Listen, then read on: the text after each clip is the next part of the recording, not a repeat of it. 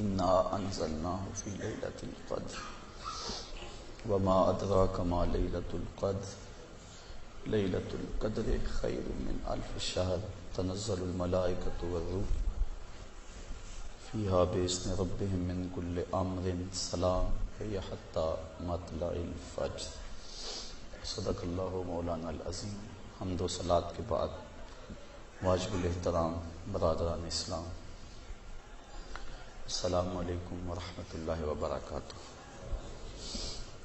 ذکر رسول کی چاشنی سے بھی آپ کو کافی سرابی ہوئی اور مجھ سے قبل 2-3 خطابات بھی آپ کے سامعہ نواز ہوئے۔ 1:15 ہو گئے، صلاۃ و تسبیح، دیگر نوافل، دعا اور دیگر معمولات ابھی باقی ہیں۔ میں چند لمحوں کے لیے کچھ باتیں آپ کی گوش گزار کرنی ہیں۔ اللہ تعالیٰ میری زبان پہ کلمت الحق جاری فرمائے۔ پھلا پھولا رہے یا رب چمن میری امیدوں کا، جگر کا خون دے دے کر یہ بوٹے میں نے پالے ہیں۔ مجھے قلبی طور پہ فرحت ہو رہی تھی اور ہمارے مبلغ ادارۃ المصطفیٰ کے جس انداز کے ساتھ پیغام حق کا ابلاغ کر رہے تھے، اللہ تعالیٰ ان کی جوانیوں کو زمانے کی ہواؤں سے محفوظ رکھے،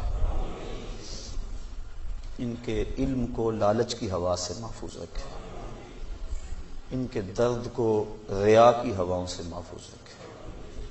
اللہ اپنی رحمتوں اور کرم نوازیوں کے ہم سب کو حصار میں رکھے۔ چند لمحوں کے لیے کچھ باتیں میں نے آپ کے گوش گزار کرنی۔ آج کی رات انتہائی برکتوں کی حامل رات ہے۔ اس رات کے جھرمٹ میں اللہ کی بے پناہ رحمتوں کا نزول ہوتا ہے، اتنی رحمتیں اترتی ہیں۔ امام قویری لکھتے ہیں کہ روئے زمین کے تمام مسلمانوں میں ان رحمتوں کو تقسیم کر دیا جاتا، رحمتیں پھر بھی بچ جاتی ہیں۔ جتنی فرشتے لے کر رحمتیں آتے ہیں، وہ رحمتیں سب کو دینے کے باوجود بھی رحمتیں بچ جاتی ہیں۔ پھر وہ رحمتیں دار الحرب میں رہنے والے کافروں میں بانٹی جاتی ہیں، اور جس جس کافر کو اس رحمت سے حصہ ملتا ہے اللہ اسے اسلام عطا فرما دے۔ یہ جو آپ آئے دن سنتے رہتے ہیں کہ فلاں عیسائی مسلمان ہو گیا، فلاں ہندو مسلمان ہو گیا، تو امام قویری آپ لکھتے ہیں، آپ فرماتے ہیں یہ شب قدر کو آنے والی رحمتیں ہوتی ہیں، مسلمانوں کی جھولیاں بھر دی جاتی ہیں، اور پھر اس کے بعد جب رحمتیں بچ جاتی ہیں تو وہ دار الحرب کے اندر رہنے والے کفار کو بانٹ دی جاتی ہیں، اور انہیں اللہ پھر بعد میں ایمان عطا فرما دے۔ اور ایک روایت کے لفظ اس طرح ہیں کہ پھر وہ رحمتیں چھوٹے بچوں میں بانٹ دی جاتی ہیں۔ اللہ کی رحمتیں کتنی عمیم ہیں اور اس کی رحمتیں کتنی وسیع ہیں۔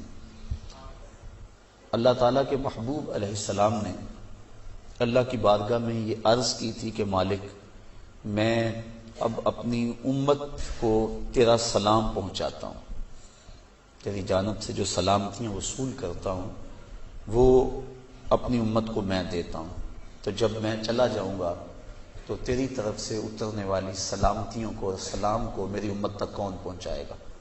تو اللہ تعالیٰ نے سورۃ القدر نازل کی، اس میں فرمایا سلام محبوب فکر نہ کر، فرشتوں کی ڈیوٹی لگا دی ہے، وہ قیامت تک تیری امت پر سلامتیاں نازل کرتے رہے۔ تو اس رات کے جرمٹ میں بے پناہ برکت ہے۔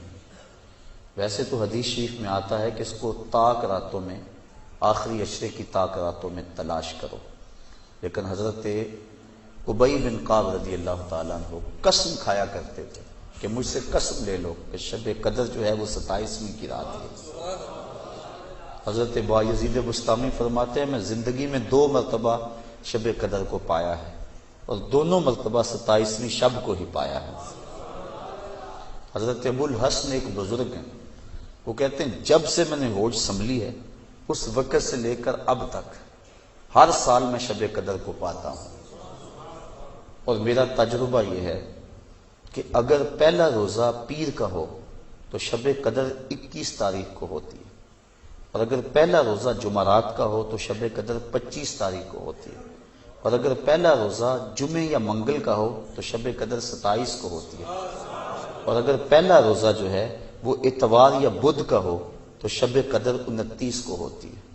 تو اگر ان کے تجربے کو سامنے رکھیں تو اس مرتبہ پہلا روزہ جمعے کا تھا، تو پھر بھی آج کی رات کے دامن میں بے پناہ برکتیں جو ہیں وہ لیلۃ القدر کی رکھی گئی ہیں۔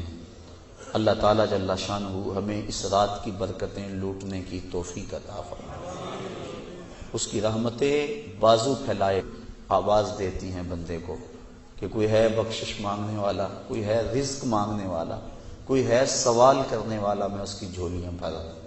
ہم تو مائل بکرم ہیں، کوئی سائل ہی نہیں، راہ دکھلائیں کسے، کوئی راہ روے منزل ہی نہیں۔ صرف 4 اشخاص ہیں جو اس رات محروم رہتے ہیں۔ ایک عادی شرابی، شراب کا رسیہ، دوسرا والدین کا نافرمان، تیسرا قاطع الرحم، خون کے رشتوں کو توڑنے والا، اور چوتھا وہ شخص جو سخت دشمنی رکھنے والا ہے۔ اور سخت دشمنی اس کو کہتے ہیں جو 3 دن سے زائد ہو، کیونکہ مومن جب ایک دوسرے سے ناراض ہو جاتے ہیں تو 3 دن سے زیادہ ناراض نہیں رہتے۔ تو جو 3 دن سے زیادہ ناراض ہیں ان کو سخت دشمنی رکھنے والا کہا جاتا ہے۔ تو اس رات کی جرمٹ میں، اس رات کے حسین لمحوں کے اندر یہ 4 بندے اللہ کی رحمتوں سے محروم رہ جاتے ہیں۔ اگر توبہ کر لیں تو اللہ تعالیٰ جل شانہ اس رات کا حصہ ان کو بھی عطا فرما دے گا۔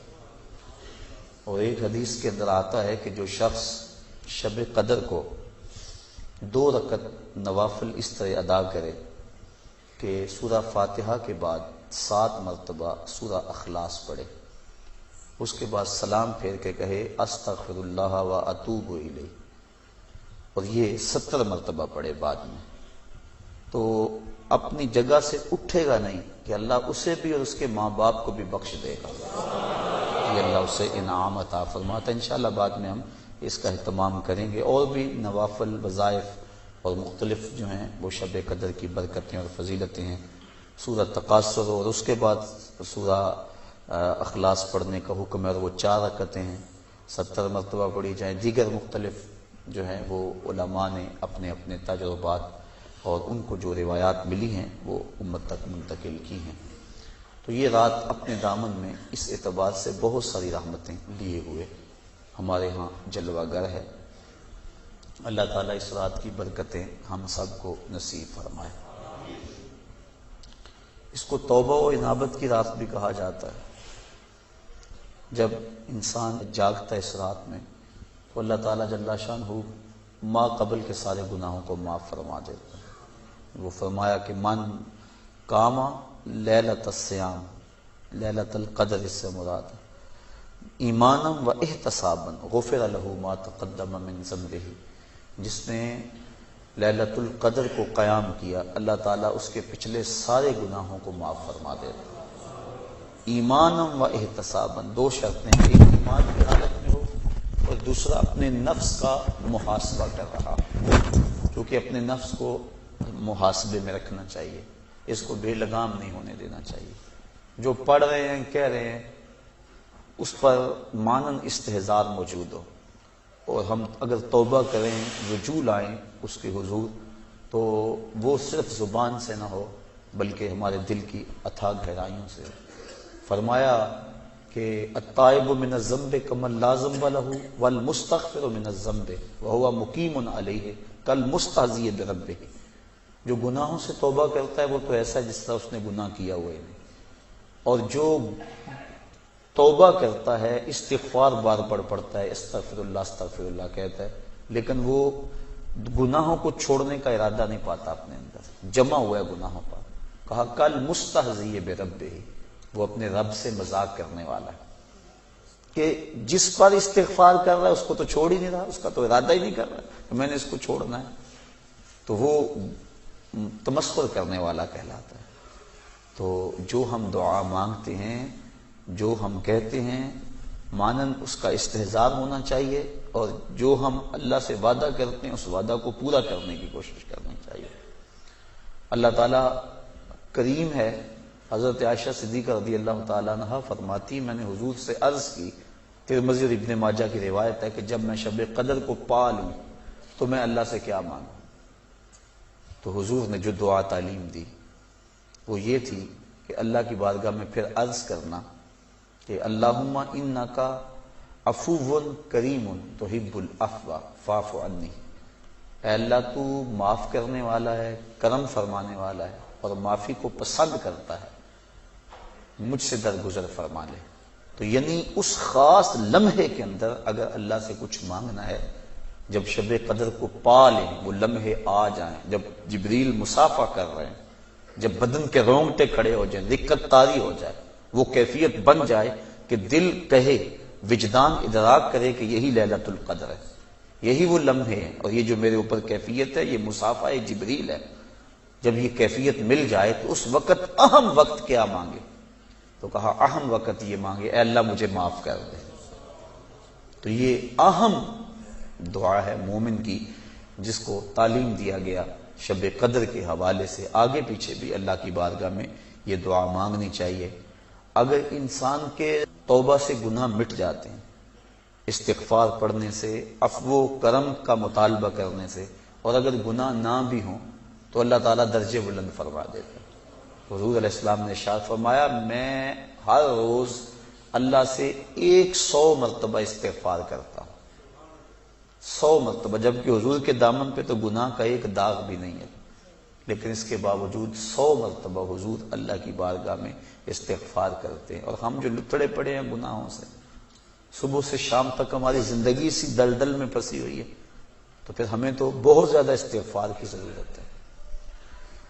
اللہ اکبر، عبرت اللہ نصیب فرما دے۔ وہ ایک بچہ تھا چھوٹا، جنگلوں میں رو رہا تھا اور اس کی آنکھوں میں آنسو امٹ رہے تھے اور چیخ رہا تھا، رو رہا تھا۔ کوئی بزرگ تھا، وہ قریب سے گزرا، دیکھا بچے کو رو رہا ہے، کہا بیٹا کیا ہوا ہے؟ کہا اللہ سے بڑا ڈر لگتا ہے۔ چھوٹا سا بچہ 6-7 سال کی عمر ہے۔ اللہ اکبر، اللہ سے ڈر لگتا ہے۔ تو اس نے کہا بچہ تیرے تو نامہ اعمال میں ابھی گناہ ہی درج نہیں ہوا، جب تک انسان بالغ نہیں ہوتا تو نامہ اعمال نہیں کھولا جاتا، جب بلوغت ہوتی ہے تو فرشتے نامہ اعمال کھول کے بیٹھ جاتے ہیں۔ تو کہا تیرے تو نامہ اعمال میں گناہ ہی نہیں ہے، تو کیوں رو رہا ہے؟ کہا میں نے اپنی امی کو دیکھا تھا کہ وہ چولہے کے اندر لکڑیاں ڈال کر ان کو آگ لگاتی تھی، آگ نہیں لگتی تھی، دیا سلائی بجھ جاتی تھی۔ اس نے چھوٹی چھوٹی لکڑیاں لی اور ان کو توڑ کے نیچے رکھا، پہلے چھوٹیوں کو لگائی اور ان کو لگی، پھر بڑیوں کو لگ گئی۔ تو میں اس وقت سے چیخ رہا ہوں کہ حشر کے دن جہنم کے اندر اگر بڑے بڑے گناہ گاروں کو ڈالا گیا، آگ نہ لگی تو مجھ چھوٹے کو نہ رکھ دیا جائے۔ یعنی خوف اور خشیت کا عالم دیکھیے۔ تو کہا میں کس وجہ سے ڈر رہا ہوں؟ تو جن کے ذمے گناہ بھی نہیں ہیں وہ ڈر رہے ہیں، رو رہے ہیں۔ جس کے دامن کو اللہ نے عصمت کے پھولوں سے مزین کیا ہوا ہے، وہ تو روز 100 مرتبہ استغفار کریں اور اللہ سے توبہ کریں۔ اور ہم جو سراپا گناہ ہیں، ہماری سوچ، ہماری فکر، ہمارے خیال، ہمارے کاروبار گناہوں میں لتڑے ہوئے ہیں سب کچھ۔ تو اس لیے ہمیں بہت زیادہ ضرورت ہے اس بات کی کہ ہم اللہ کے حضور رجوع کریں۔ یہ ایک رات 1000 مہینے سے بہتر ہمیں دے دی گئی۔ 1000 مہینے کی عبادت کرو، 83 سال اور 4 ماہ بنتے ہیں۔ اتنی دیر قیام میں کھڑے رہو، رکوع اور سجدے میں کھڑے رہو، اور ایک رات عبادت میں گزار لو۔ اور ایک روایت میں پڑھا جو اس رات میں اللہ اکبر جتنی دیر میں بکری کا دودھ دھویا جاتا ہے، کتنی دیر لگتی ہے بکری کا دودھ دھوتے ہوئے، اتنی دیر قیام کیا، کھڑا رہا عبادت میں، نماز میں، جتنی دیر میں بکری کا دودھ دھویا جاتا ہے، اللہ تعالیٰ اس کی مغفرت اور بخشش فرما دیتا ہے اور اس کو پوری لیلۃ القدر کی فضیلت عطا کر دیتا ہے، جس نے اتنا قیام کیا جتنا بکری کا دودھ دھوتے ہوئے وقت لگتا ہے۔ تو اللہ نے یہ مجھے اور آپ کو توفیق عطا فرمائی اور امت کو یہ مزاج عطا کر دیا کہ وہ جتنے مرضی گناہ گار ہوں، شب قدر کو تو جاگنے کا معمول بن گیا ہے۔ اور کئیوں کو الحمدللہ توبہ بھی نصیب ہوتی ہے، پکی توبہ، اور یہ بہت بڑی دولت ہے۔ زندگی مختصر سی ہے، میں چونکہ تقریر اور گفتگو لمبی نہیں کرنی ہے، اختصار سے عرض کر رہا ہوں کہ مختصر سی زندگی ہے، پتہ نہیں کب سانسوں کی مالا ٹوٹ جائے۔ اور ہم موت کی آغوش میں چلے جائیں، پھر کوئی حجت باقی نہ رہے۔ مجھے اور آپ کو اپنی اصلاح کے لیے کوشش کرنی چاہیے۔ ذکر فکر میں آج کی رات ہم گزاریں گے اور بوقت سحر تک آپ یہاں موجود رہیں۔ آپ کے لیے انشاءاللہ العزیز سحری کا انتظام بھی کیا گیا ہے۔ معتکف حضرات جو 10 دن سے آئے ہوئے ہیں، ان کا مقصد اور مدعا لیلۃ القدر پانا ہے۔ آپ بھی لوگ ہیں، کچھ آج نئے آئے ہیں، تو اللہ تعالیٰ جل شانہ ہم سب کو اپنے قرب کی راہیں عطا کر دے اور ہمارے لیے عمل آسان کر دے۔ اب ہم ذکر کریں گے اور اس کے بعد استغفار پڑھیں گے، اس کے بعد دعا ہوگی، دعا کے بعد انشاءاللہ سلام، اور سلام کے بعد صلاۃ التسبیح، اور وہ جو 2 رکعت نفل میں نے آپ کو بتائی ان کو ہم جماعت سے پڑھ لیں گے، چونکہ اکٹھے تو ہوئے ہیں، اسپیشل اعلان تو نہیں ہے اس کا۔ تو اس کے بعد سحری کا وقت ہو جائے گا۔